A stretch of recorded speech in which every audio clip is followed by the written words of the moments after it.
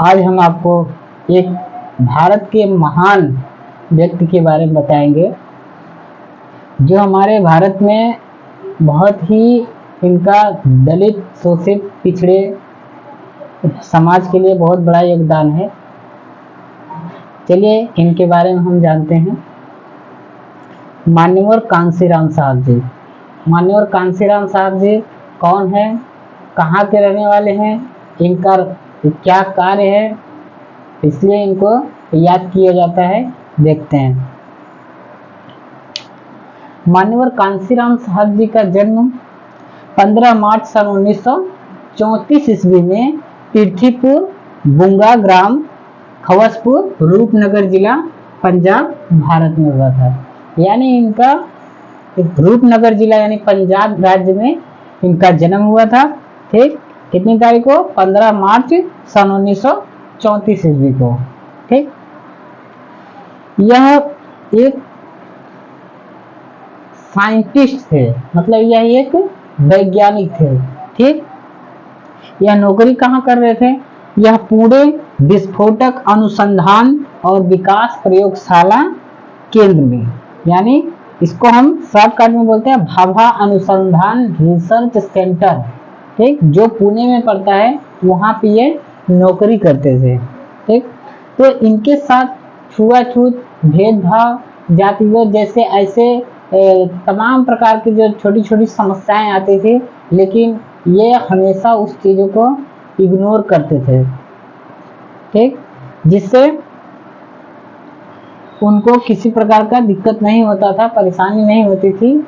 और ऐसे चलते चलते कुछ दिनों के बाद 14 अप्रैल आया, यानी बाबा साहब डॉक्टर भीमराव अंबेडकर जी यानी संविधान के निर्माता का जन्म हुआ। उसी दिन सभी लोग छुट्टी मना रहे थे। एक छोटे विभाग का कर्मचारी थे जिनका नाम था दीना बाना अंबेडकर। दीना बाना अंबेडकर वो उसी अनुसंधान केंद्र में एक चतुर्थ श्रेणी के कर्मचारी थे, मतलब एकदम निचले स्तर के कर्मचारी थे जो अनुसूचित जाति से आते थे। वह उनके जन्मदिन के उपलक्ष्य में छुट्टी मांगी, अपने ऊंचे अधिकारी से उन्होंने छुट्टी मांगी, बोला कि आज हमें जाना है, आज मेरे मसीहा का जन्मदिन है, 14 अप्रैल है, बाबा साहेब डॉक्टर अंबेडकर का जन्मदिन है, मुझे छुट्टी दे दीजिए। तो उच्च अधिकारी ने उनको धक्के मार के अपशब्द बोलते हुए कहा कि वह जो क्या वह समझ जाते थे, लेकिन उन्होंने कहा कि तुम्हारी छुट्टी हो सकती है मगर तुम्हें छुट्टी नहीं मिलेगी। इतनी छोटी सी बात है मगर बहुत बड़ी चीजें हैं, मतलब तुम्हारी छुट्टी हो सकती है मगर तुम्हें छुट्टी नहीं मिल सकती। उन्होंने कहा कि मतलब वो लोग कहा कि तुमको नौकरी से निकाला जा सकता है लेकिन उनके जन्मदिन के लिए तुमको छुट्टी नहीं मिलेगी। ठीक, उन्होंने ऐसा कह करके उनको धक्का दे दिया। जो वह अपने इस अनुसंधान केंद्र से बाहर ही निकल रहे थे तब तक उनको रास्ते में गेट पर ही उनको मान्यवर कांशीराम साहब जी मिल जाते हैं। तो कांशीराम साहब जी ने पूछा कि आप इस तरह से उदास क्यों पड़े हैं, आपको किसी ने कोई कुछ कहा? तो बाबा जो दीना बाना अंबेडकर थे उन्होंने कहा कि साहब आज मेरे मसीहा का जन्मदिन है, जिन्होंने हमको इतने अच्छे मुकाम पे पहुंचाने का काम किया, जिन्होंने पढ़ने लिखने का अधिकार दिया, धन संपत्ति रखने का अधिकार दिया, हमें बराबरी का दर्जा दिया, जिन्होंने भारत का संविधान लिखा, उनका आज जन्मदिन है। बाबा साहेब डॉक्टर भीमराव अंबेडकर जी का जन्मदिन है। मैं उनके जन्मदिन के उपलक्ष्य में मैं छुट्टी मांग रहा था, लेकिन इन लोगों ने मुझे छुट्टी नहीं दी। बोला कि तुम्हारी छुट्टी हो सकती है मगर तुम्हें छुट्टी नहीं मिल सकती है। तो मान्यवर कांशीराम साहब जी उस टाइम कुछ नहीं बोलते हैं और अंदर जाते हैं, उनको गहन अध्ययन करते हैं, बार बार उसको रिपीट करते हैं, सोचते हैं कि आखिर इसके साथ ऐसा क्यों किया गया। तो फिर उनके साथ जब उन्होंने उच्च अधिकारियों से पूछा तो उनके साथ भी वही बदसलूकी हुई जो दीना बाना के साथ हुई थी, लेकिन वह सीनियर रिसर्च सेंटर में सीनियर थे, इसकी वजह से उनको लोग उतना अपशब्द नहीं बोले, लेकिन वो जातिगत भाव में उन्होंने एक मोटिवेशन के रूप में ऐसा बोले कि उनको बुरा भी ना लगे और उनको तीर जैसा बात लगे। ठीक, तो मान्यवर कांशीराम साहब जी का दिल पिघल गया। उन्होंने बोला कि रिसर्च सेंटर से उन्होंने निकल करके गए शाम को, फिर दूसरे दिन उनसे मिलते हैं दीनाबाना अम्बेडकर से, बोलते हैं मैं तुम्हारी छुट्टी के लिए मैं चलूँगा। तो वह गए और मंत्री के पास गए, तो मंत्री से बोले कि मंत्री जी आप जो है कि बाबा साहब भीमराव अम्बेडकर जी के जन्मदिन पे पूर्ण रूप से छुट्टी का जो है कि लागू करवा दीजिए। तो उन्होंने उस चीज़ के लिए लड़ाई लड़ा और अंततः उनको एक छुट्टी अवकाश के रूप में उनको प्राप्त हुआ। ठीक, तो नेक्स्ट क्या, यानी नौकरी कहाँ करते थे वो, पूरे विस्फोटक अनुसंधान और विकास प्रयोगशाला यानी भाभा अनुसंधान रिसर्च सेंटर। ठीक, फिर उसके बाद उन्होंने ऐसे करते करते नौकरी भी करते थे और समाज में उनको एक जगह भी मिलती कि वो समाज में अपना पेट बनाते रहे और समाज को एकजुट करने का काम उन्होंने शुरू कर दिया। दलित, शोषित, पिछड़े समाज के लोगों के लिए और अल्पसंख्यक समाज के लोगों को इकट्ठा करने का काम किया और सामाजिक कार्य में वो जुटने लगे। ठीक, तो सन 1971 ईस्वी में मान्यवर कांशीराम साहब जी ने अखिल भारतीय यानी SC ST OBC माइनॉरिटी कर्मचारी संघ, SC ST OBC माइनॉरिटी कर्मचारी संघ। SC का मतलब होता है शेड्यूल कास्ट, ST का मतलब शेड्यूल ट्राइब और OBC का मतलब होता है अदर बैकवर्ड कास्ट, माइनॉरिटी का मतलब होता है अल्पसंख्यक, मतलब अनुसूचित जाति, अनुसूचित जनजाति और पिछड़ा वर्ग और क्या है अल्पसंख्यक कर्मचारी संघ। यानी उन्होंने सभी SC ST OBC समाज के सभी कर्मचारी संघ को उन्होंने यह एक अखिल भारतीय यानी यह एक संगठन बनाई, मतलब संगठन उन्होंने जब बनाया यानी अखिल भारतीय कर्मचारी संघ का उन्होंने स्थापना किया, एक संगठन बनाया जिससे उसमें जितने भी सरकारी कर्मचारी थे वह भाग लिए। किस लिए बनाया उन्होंने, क्योंकि यह हमारे समाज के ऊपर जो भी शोषण होते थे उनको वो लोग आवाज उठा सके, उनको इकट्ठा करके थोड़ा मोड़ा पूंजी इकट्ठा करके उस संगठन को चलाने के लिए, दबे कुचले समाज की मदद करने के लिए उन्होंने ये एक संगठन तैयार किया। ठीक, फिर 1978 ईस्वी में, सन 1978 ईस्वी में उन्होंने माननीय कांशीराम साहब जी ने बाम सेफ संगठन की स्थापना की। यानी जो Akhil Bharatiya SC ST OBC minority कर्मचारी संघ जो बना था वही बाद में चल करके बाम सेफ संगठन बन गया, बाम सेफ संगठन बन गया, बाम सेफ के रूप में। बाम सेफ का पूरा नाम क्या है, backward and minority community employee federation. ठीक, यानी उन्होंने backward and minority communities employee federation की स्थापना की।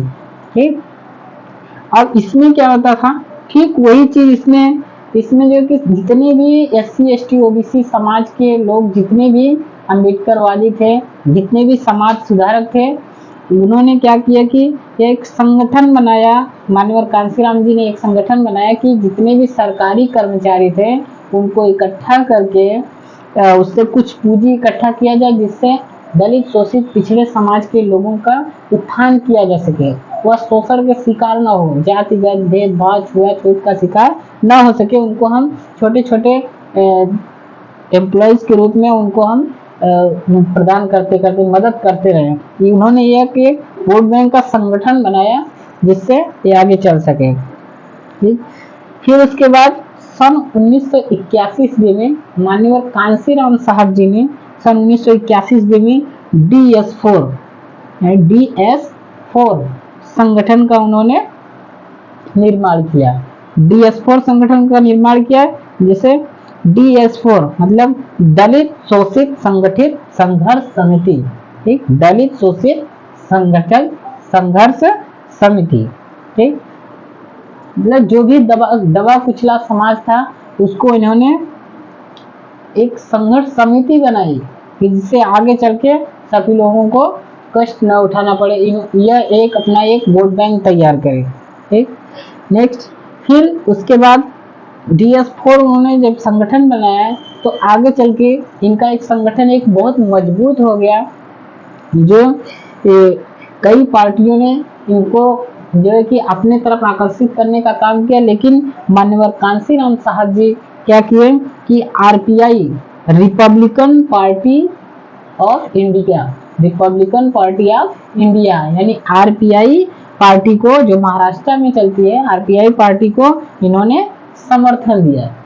समर्थन देने के बावजूद भी उन्होंने कुछ समय तक, बहुत समय तक उन्होंने कार्य किया, कई पार्टियों को सपोर्ट किया। और जो दलित नेता थे यानी जो हमारे समाज के अनुसूचित जाति के, अनुसूचित जनजाति के जो बड़े बड़े नेता हुए आगे चल के, तो उनके रहने के बावजूद भी, जैसे मान्यवर कांशीराम जी का कहना है कि जैसे रामदास अठावले, रामविलास पासवान और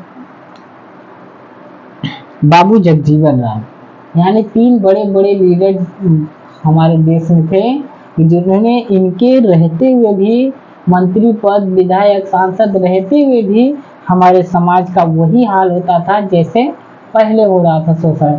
तब उन्होंने, मान्यवर कांशीराम साहब जी ने सबका साथ उन्होंने छोड़ दिया और फिर सन 1984 ईस्वी में, सन 1984 ईस्वी में मान्यवर कांशीराम साहब जी ने खुद अपने दम पे बहुजन समाज पार्टी की स्थापना की। सन 1984 ईस्वी में यानी 14 अप्रैल सन 1984 ईस्वी में बहुजन समाज पार्टी की स्थापना की। ठीक, यानी बसपा मतलब बहुजन समाज पार्टी, ठीक, जिसको हम अंग्रेजी में बोलते हैं BSP यानी बहुजन समाज पार्टी की स्थापना की उन्होंने। ठीक, फिर वह साइकिल मार्च से निकालते थे और प्रचार करते थे गांव गांव, नगर नगर, कस्बे कस्बे से लेकर के जिले स्तर से लेकर राज्य स्तर तक उन्होंने साइकिल चला के, वो साइकिल यात्रा कर करके उन्होंने एक संगठन के जरिए, अपने संगठन के जरिए कि उन्होंने सभी समाज को एकजुट करने का काम किया। ठीक, फिर आगे चल के क्या हुआ कि सन 1988 ईस्वी में, सन 1988 ईस्वी में उन्होंने PM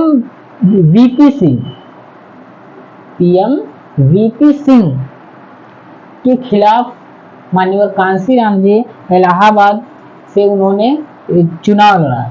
सबसे पहले मान्यवर कांशीराम साहब जी ने सन 1988 ईस्वी में PM VP सिंह के खिलाफ उन्होंने इलाहाबाद सीट से चुनाव लड़ा और फिर वो क्या किए, पहली बार उन्होंने 70,000 वोट से वह हार जाते हैं।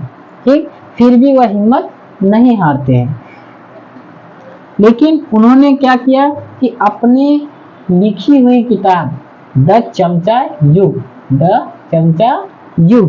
उसमें द चमचा युग में किसका वर्णन किया, जैसे हमारे समाज में जितने भी बड़े बड़े लीडर थे वो अपने समाज को सुधार नहीं कर पाए, इतने ऊंचे पोस्ट पे रहने के बावजूद भी सुधार नहीं कर पाए, जैसे अठावले साहब, रामविलास पासवान साहब और बाबू जगजीवन राम जैसे लोग नेता थे, फिर भी हमारे समाज में कोई सुधार नहीं हो पाया। इनके ऊपर इन्होंने द चमचा युग लिखा और उस किताब में इन लोगों का काफी वर्णन किया है कि ऐसे नेताओं को हमारे समाज की कोई जरूरत नहीं है, या हमारे समाज में रह करके एक सांप की भांति ये लोग रहते हैं। ये लोग बाबा साहब डॉक्टर भीमराव अम्बेडकर जी को और अपने दलित समाज के लोगों को धोखा दिए हैं। ठीक, तो जब इन्होंने सन 1988 में VP सिंह के खिलाफ इन्होंने चुनाव लड़ा तो यह 70,000 वोट से हार जाते हैं। ठीक, फिर नेक्स्ट क्या किया, सन 1989 ईस्वी में, सन 1989 ईस्वी में दोबारा चुनाव लड़ते हैं दिल्ली से। ठीक, दिल्ली से जब ये चुनाव लड़ते हैं तो ये चौथे नंबर पे उभर के आते हैं, यानी पूरे दिल्ली में ये चौथे नंबर की पार्टी इनकी उभर के आती है।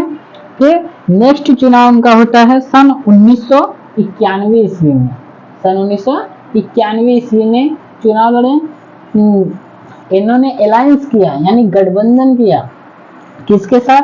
एसपी और बीएसपी। एसपी मतलब समाजवादी पार्टी, मतलब समाजवादी पार्टी के फाउंडर यानी मुखिया कौन है? यानी माननीय मुलायम सिंह यादव जी। माननीय मुलायम सिंह यादव जी से किसने गठबंधन किया? मान्यवर कांशीराम साहब जी ने गठबंधन किया। सन 1991 ईस्वी में गठबंधन हुआ जिसको सपा और बसपा गठबंधन कहा जाता है। कि एसपी मतलब समाजवादी पार्टी, बीएसपी मतलब बहुजन समाज पार्टी से गठबंधन किया और जो बीजेपी को यानी अपने प्रतिद्वंदी जो दूसरे स्थान पे थे उनके पीछे जिससे लड़ाई थी यानी बीजेपी से भारतीय जनता पार्टी को उन्होंने 20,000 वोटों से हरा दिया।